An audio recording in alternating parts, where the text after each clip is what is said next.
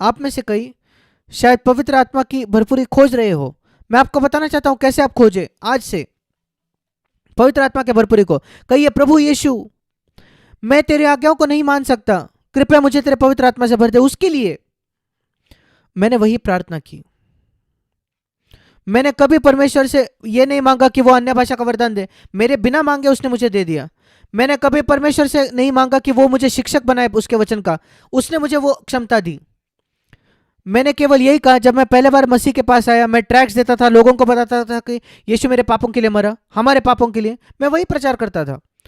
मैंने गवाह होने की कोशिश की, मैं जहां कहीं था, मेरे काम के जगह, सड़कों पर, बस में, ट्रेन में, मैं ट्रैक्स देता था लोगों को। मैंने उतना ही किया।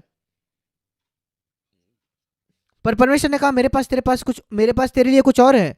मैं चाहता हूं कि मेरे कलीसिया में तेरी एक सेवकाई हो। मैंने कहा, ठीक है प्रभु। फिर मुझे पवित्र आत्मा से भरना होगा, पर उससे ज्यादा, उससे भी पहले मैंने कहा, प्रभु मैं तेरी आज्ञाओं को मानना चाहता हूं। ये मेरी क्षमता नहीं थी कि मेरी आज्ञा नहीं मान पा रहा था, इसलिए मैं परमेश्वर के पास गया। मैंने कितना उपवास किया, प्रार्थना की, मैंने प्रभु को खोजा, रोकर विलाप करके। मैं अपने बिस्तर पर, मेरे तकिए पर रोता था रात में। क्या आपने कभी किया है? प्रभु मेरी सहायता करके मैं पाप पर विजय पाऊं, मुझे पवित्र आत्मा से भर दे। मैंने कई कई बार वो किया। मैं गिन नहीं सकता कितने बार मैंने अपने तकियों पर आंसू बहाए हैं कि प्रभु मैं पवित्र आत्मा से भरना चाहता हूं। मैं जाना माना नहीं होना चाहता। आज भी मैं कहता हूं, मुझे शून्य, मैं परमेश्वर के सामने खड़ा होकर कहता हूं, मेरे पास शून्य इच्छा है कि मैं जाना माना हो जाऊं, लोकप्रिय हो जाऊं इस संसार में। मेरी एक बहुत तीव्र उग्र इच्छा है कि मैं परमेश्वर की सारी आज्ञाएं मानूं, बस उतना ही। मुझे कोई फर्क नहीं पड़ता लोग मेरे विषय में क्या सोचते हैं, मैं सोचता हूं कि परमेश्वर मेरे विषय में क्या सोचता है। मेरे प्रिय भाई और बहनों, मैं आपको बताना चाहता हूं, आप में से कुछ कुछ खोज रहे हैं पवित्र आत्मा की भरपूरी को और कुछ नहीं हुआ, या आपके कोई भावनात्मक अनुभव रहा और आपने आपको मूर्ख बनाया और आप आज भी पाप से हारे हुए हो। फिर वो किस प्रकार की भरपूरी हुई? वो एक नकली है। क्या आप जानते हो कि पवित्र आत्मा से भरना सबसे बहुमूल्य दान है जो परमेश्वर मनुष्य को देता है? और आपको लगता है शैतान उसको नकली नहीं बनाएगा? लोग किस चीज के नकली बनाते हैं इस संसार में, आप बताइए। क्या सादे पेपर को, वो कागज को नकली बनाते हैं? टॉयलेट पेपर को नकली बनाते हैं क्या? नहीं। 100 रुपए के नोट को नकली बनाते हैं, 2000 रुपए के नोट को नकली बनाते हैं, उसी का नकली बनता है। सबसे बहुमूल्य जो करेंसी नोट है आपके देश में, उसका ही नकली बनाया जाता है। आपको क्या लगता है शैतान किस चीज का नकली बनाएगा? अन्य भाषा नहीं, वो लोगों को मूर्ख बनाने के लिए है, जिनको लगता है कि वो महत्वपूर्ण है। पर पवित्र आत्मा के भरपूरी, वो शैतान कहता है कि वही महत्वपूर्ण है। नहीं, वो नहीं। यूहन्ना 14 उसका 15 और 16 वचन, पवित्र आत्मा की भरपूरी आपकी सहायता करेगा कि आप यीशु की आज्ञाएं मानो। वही मैं विश्वास रखता हूं। आप कहते हो कि आपको यह कहां से मिलता है? यूहन्ना 14 अध्याय 15 और 16 वचन। यीशु ने कहा, अगर तुम मुझसे प्रेम करते हो, मेरी आज्ञाओं को रहो मानो। मैं कहता हूं कि प्रभु मैं तुझसे प्रेम करता हूं। प्रभु कहता है तू मेरी आज्ञाएं मान। मैं कहता हूं प्रभु ये कितना कठिन है। यीशु कहता है मैं पिता से विनती करूंगा, वो तुझे पवित्र आत्मा देगा, सहायक देगा। क्यों? किस चीज की सहायता? ये नहीं कि आप अन्य भाषा में बात करो, नहीं आप शिक्षक बनो या प्रचारक बनो, नहीं, मेरी आज्ञाएं मानने में सहायता करे। मेरे प्रिय भाई और बहनों, आप में से कुछ जो पवित्र आत्मा की भरपूरी को खोज रहे हो कई समय से, उसके सामर्थ्य को खोज रहे हो और आपको कुछ नहीं हो रहा, यूहन्ना 14 15 और 16 के इस पर जाकर उसकी खोज करे। प्रभु यीशु मुझे एक सहायक दे कि मैं तेरी आज्ञाओं को मानूं। और देखिए कितने जल्दी परमेश्वर आपकी प्रार्थना का उत्तर देगा। और ये एक समय के लिए नहीं है। दूसरी चीज मैं कहना चाहता हूं, मैं प्रतिदिन परमेश्वर से प्रार्थना करता हूं, विश्वास करे या ना करे, प्रतिदिन एक न कही हुई एक पुकार है, प्रार्थना है मेरे हृदय में, मुझे पवित्र आत्मा से भर। मैंने परमेश्वर को साफ साफ कहा है, मुझे कोई फर्क नहीं पड़ता पैसे के बारे में। मैंने आपकी सेवा की है प्रभु 1966 से, जब मैंने अपनी नौकरी छोड़ दी। वो आखिरी समय था जब मुझे कोई तनख्वाह मिली, मई 1966 में। उसके बाद कभी मुझे तनख्वाह नहीं मिली। मैंने अपनी नौकरी छोड़ दी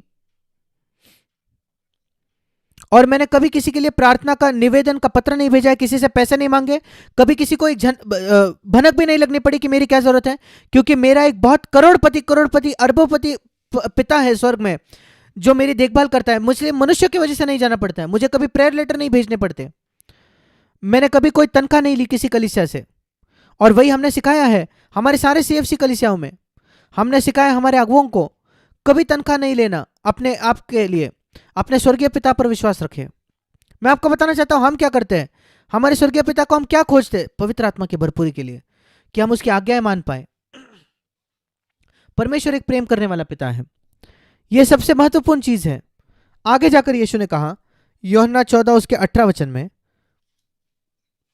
मैं तुम्हें अनाथ नहीं छोड़ूंगा। अधिकतर मसीह जिनसे मैं मिला हूं, जब मैं कहता हूं अधिकतर, 50% से भी ज्यादा, मैं कहूंगा कि लगभग 90% मसीह जिनसे मैं मिला हूं, उनके पास एक अनाथ होने की आत्मा है।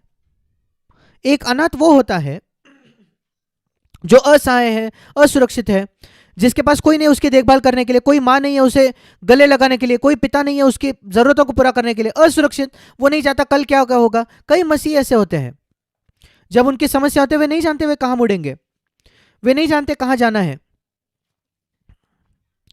जब उनकी कोई जरूरत होती है वो किसी मनुष्य के पास जाते हैं, उनका स्वर्ग में कोई पिता नहीं है, वे अनाथ है। और आप में से कोई भी जो मनुष्य के पास जाता है सबसे पहले मदद के लिए और अपने स्वर्गीय पिता के पास नहीं, आप एक अनाथ हो। अगर आपने किस पहले नहीं सुना है तो आज सुन लिए, मैं आपको प्रेम से ये कह रहा हूं, आप अगर पहले मनुष्य के पास जाते हो सहायता मांगने के लिए, मैं ये नहीं कह रहा कि मनुष्य से सहायता मत मांगो, मैं कहता हूं पहले किसके पास आप जाते हो, परमेश्वर या मनुष्य? क्या आपके पास स्वर्ग में पिता है या नहीं है? या कोई वो काल्पनिक एक व्यक्ति है जैसे कई लोग सोचते हैं? कई मसीही वो नास्तिक होते हैं, उनके वाकई में वो नास्तिक है, वे ऐसा बर्ताव करते मानो परमेश्वर ही नहीं है, वे अनाथ है। मैं एक अनाथ था, मैं आप पर आलोचना नहीं कर रहा, मैं कई वर्षों तक खुद अनाथ था, जब तक पवित्र आत्मा ने मुझे भर दिया और मुझे दिखाया कि तुम्हारा स्वर्ग में एक पिता है, एक सच्चा पिता जो आपकी देखभाल करता है, एक ऐसा पिता जो तुम्हें अनुशासित करेगा। मैं अपने बच्चों के साथ बहुत स्ट्रिक्ट था, मैं निश्चय कर लिया था कि मेरे बच्चों को मैं परमेश्वर के भय में बड़ा करूंगा, और मैंने प्रार्थना की कि मेरे चारों बेटे बड़े होकर मेरे मसीह में भाई बन जाए एक दिन, और आज वे मेरे भाई हो गए मसीह में, और वे परमेश्वर की सेवकाई कर रहे हैं आज, चारों के चारों।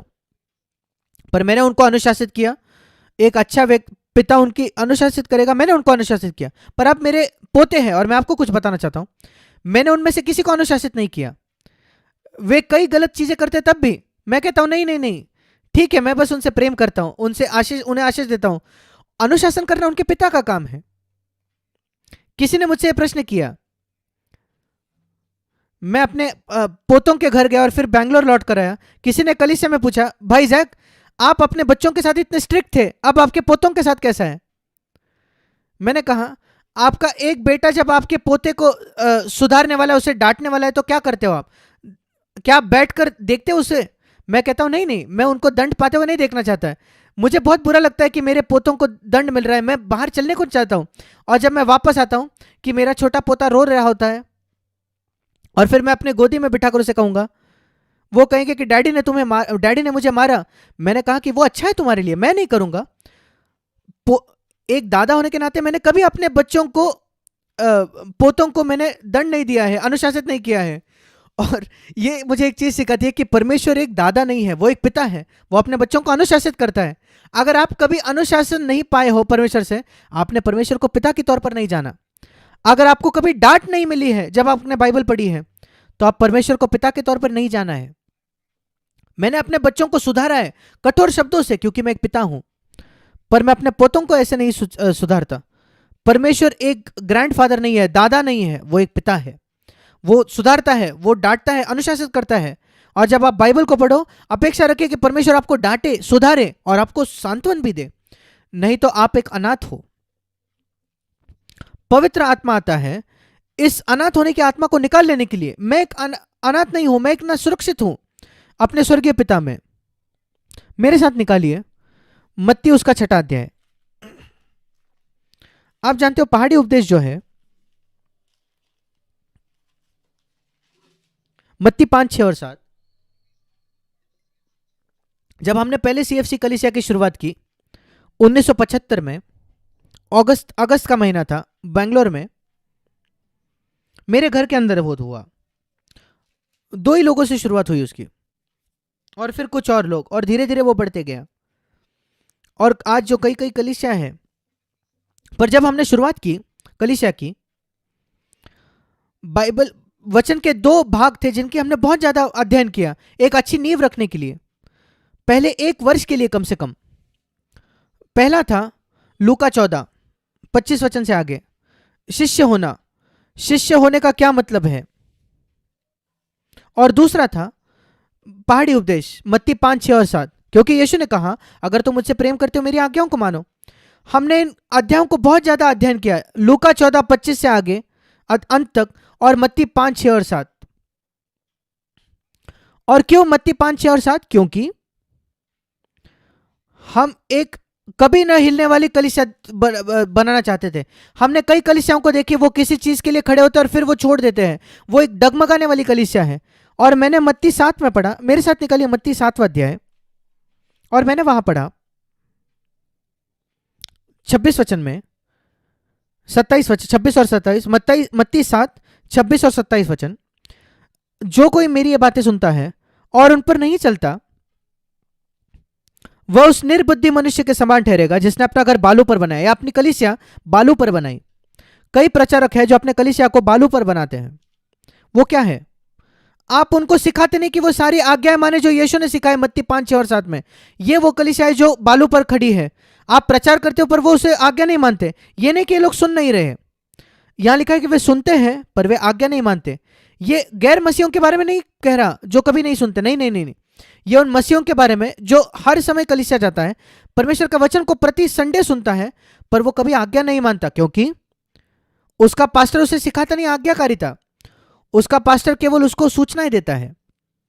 और वो कहता है अगर तुम ऐसे हो तो, जो सुनते हो पर आज्ञा नहीं मानते, तुम बाइबल को पढ़ते हो पर आज्ञा नहीं मानते, तुम कलीसिया जाकर सुनते हो पर आज्ञा नहीं मानते, फिर आप एक ऐसे व्यक्ति के सामने हो जिसने अपने घर, अपने परिवार को बालू पर बनाया, कलीसिया को बालू पर बनाया, और एक दिन वो सब कुछ गिरकर सत्यानाश हो जाता है। 27 वचन। मैं नहीं चाहता था कि मेरा घर मैं बालू पर बनाऊं।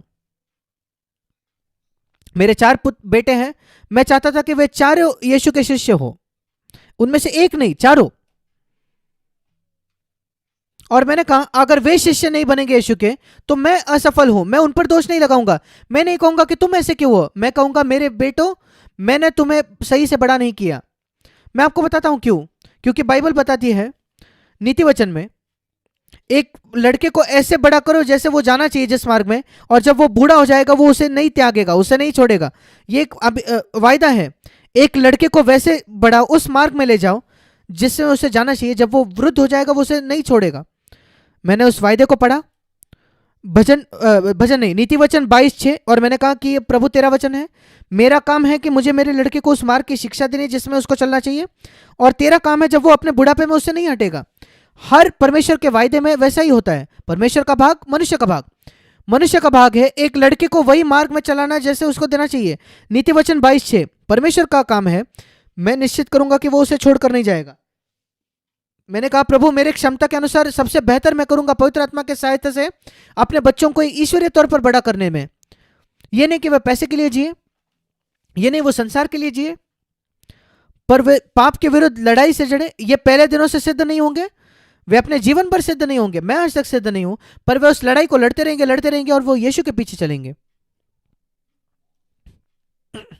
और बाइबल बताती है अगर एक व्यक्ति अपने बच्चों को नहीं बड़ा कर सकता, 1 तीमुथियुस 3 अध्याय, वो कलीसिया में प्राचीन होने के लायक नहीं है। और मैंने कहा अगर प्रभु मेरे बच्चे भटक जाए तो मैं प्रचार करना छोड़ दूंगा। अगर मैं 4 बेटों को घर पर बड़ा नहीं कर सकता तो मैं कलीसिया में 40 लोगों को कैसे चलाऊंगा।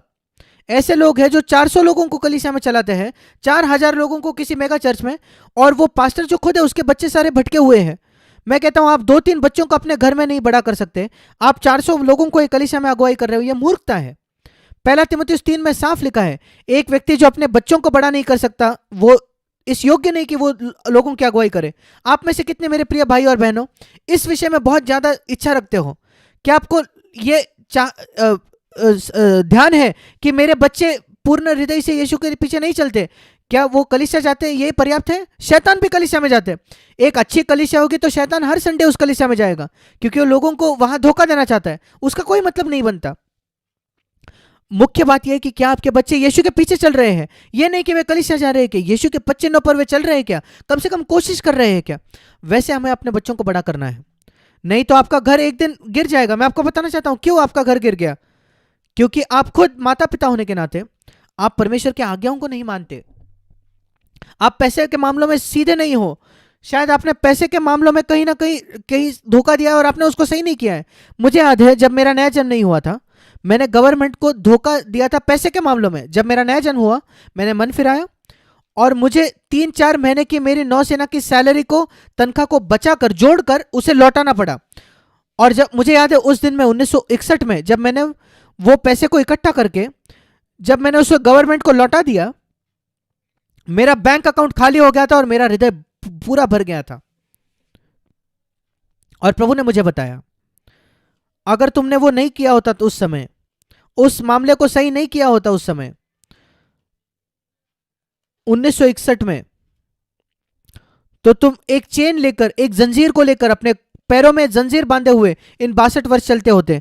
तुम कोई उन्नति नहीं करते। ऐसे कुछ लोग हैं, उनके अतीत में ऐसा कुछ है, कोई आर्थिक मामला, किसी को उन्होंने गलत किया, उन्होंने माफी नहीं मांगी और वो वैसे ही पड़ा है, उन्होंने कभी उसको सही नहीं किया। और वो एक चेन है, जंजीर है आपके पैरों में, इसलिए आपने उन्नति नहीं की इतने वर्षों में, इसलिए आप वैसे के वैसे स्थिर हो। आपका आत्मिक जीवन आगे नहीं जाता। दौड़ने के बजाय आप रेंग रहे हो, आप शायद पीछे जा रहे हो।